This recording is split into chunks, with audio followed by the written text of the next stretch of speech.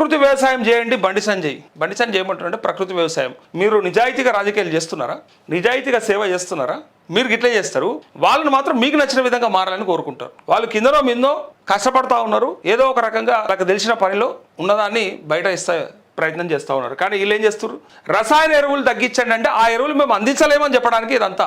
ఈ సొల్లు పురాణం అంతా ఏంటిదంటే మేము ఆ రసాయన ఎరువులను అందించలేము. ఎస్ కావచ్చు, మీరు ఎప్పుడు చేయాలి ఈ పనులన్నీ కూడా? ఎప్పటి నుంచో చేయాలి. రైతులు ఇంతకుముందు మంచిగానే చేసేటోళ్ళు, సేంద్రియ ఎరువులతోనే వ్యవసాయం చేసేటోళ్ళు. ఒకనాడు ఏం లేకుండా ఇవన్నీ రాను రాను తీసుకొచ్చింది కార్పొరేట్ కంపెనీల ద్వారా ఈ దొంగలు, ఈ నాయకులు. అప్పుడు కార్పొరేట్ శక్తుల చేతుల్లో పెట్టినటువంటి యూరియాని తీసుకొచ్చి ఒకనాడు వాళ్ళని బతికించడానికి పెట్టినటువంటి కంపెనీలకు మళ్ళీ సబ్సిడీలు ఇప్పించి ఫైనల్గా రైతులకు కూడా ఇంత సబ్సిడీ ఇచ్చి అలవాటు చేపించి ఇవాళ మళ్ళీ వద్దు మీరు వెనక్కి పొండ్రి, పాత వ్యవసాయం చేయర్రి, అప్పటి వ్యవసాయం చేయర్రి, ఇప్పటి వ్యవసాయం చేయకుర్రి, ఈ రసాయన ఎరువులు తగ్గించాలి. అసలు రసాయన ఎరువులు అనేది రైతుకు ఎట్లేరుక?